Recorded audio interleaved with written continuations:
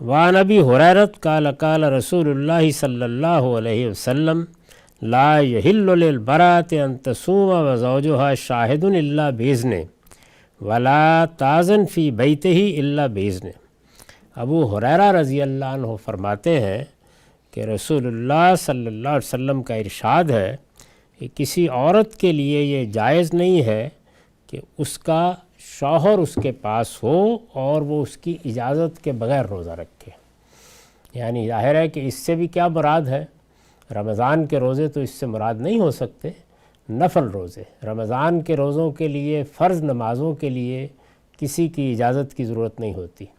اس سے یہ اصول بھی سمجھ لینا چاہیے کہ روایتوں میں جو چیزیں بیان ہوتی ہیں وہ اپنے محل کے لحاظ سے ہوتی ہیں، ان کو ایک عام حکم نہیں سمجھ لینا چاہیے۔ تو یہاں رسول اللہ صلی اللہ علیہ وسلم نے یہ نہیں فرمایا کہ رمضان کے روزے رکھنے کے لیے بھی شوہر سے اجازت کی ضرورت ہوگی، نفل روزوں کے معاملے میں یہ ہدایت فرمائی ہے۔ اور اس سے مقصود یہ ہے کہ گھر میں کوئی تلخی پیدا نہ ہو،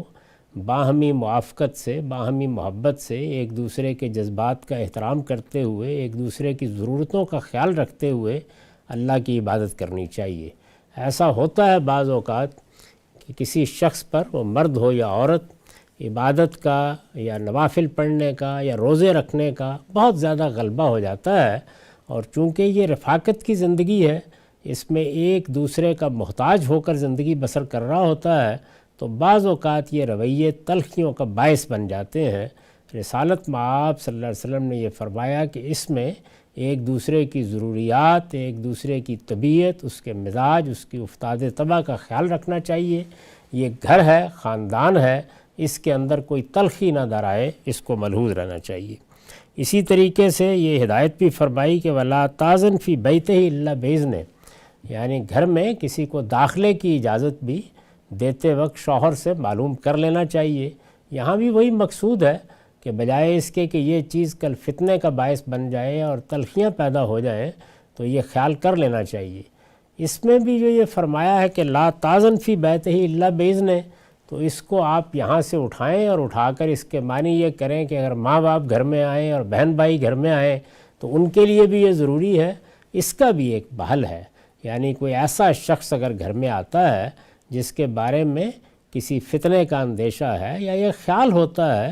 کہ اس پر شوہر کو اعتراض ہوگا یا بیوی کو اعتراض ہوگا، تو ان دونوں چیزوں کا لحاظ رکھنا چاہیے۔ ایک موقع و محل ہے ان باتوں کا، جس میں ظاہر ہے کہ رسالت مآب صلی اللہ علیہ وسلم نے ایک بڑی عمدہ تلقین فرمائی، اس کو بالعموم راوی حضرات اسی طرح سے بیان کر دیتے ہیں۔ یعنی ہر بات ایک موقع کی ہوتی ہے، ایک محل کی ہوتی ہے، اور اس کے اندر کچھ چیزیں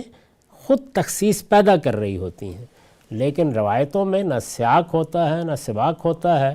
کبھی بات پورے سیاق و سباق سے بیان ہو جاتی ہے اور کبھی اس طرح کے تعمیم کے اسلوب میں،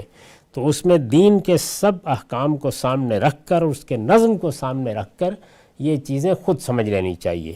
تو میرے نزدیک یہاں جو پہلی بات فرمائی ہے اس کا تعلق رمضان کے روزوں سے نہیں ہے۔ اللہ تعالیٰ نے جو عبادات ہم پر فرض کی ہیں ان کے لیے کوئی مسلمان مرد ہو یا عورت کسی سے اجازت لینے کا پابند نہیں ہے۔ نفل روزوں میں البتہ یہ بالکل ٹھیک ہے، نفل نماز ہے، نفل روزے ہیں، ان میں اس کا لحاظ رکھنا چاہیے کہ میرا رویہ یا کسی اور فرد کا رویہ دوسرے کے لیے تکلیف کا باعث نہ بن جائے، چونکہ میاں بیوی کا معاملہ ایسا ہے کہ وہ بڑی حد تک بہت سی چیزوں میں ایک دوسرے کے ساتھ بالکل محتاج اور محتاج علیہ کے تعلق کے ساتھ جڑے ہوئے ہوتے ہیں۔ تو اس میں رسالت مآب صلی اللہ علیہ وسلم نے یہ فرمایا کہ یہ تو مرضی سے ہے،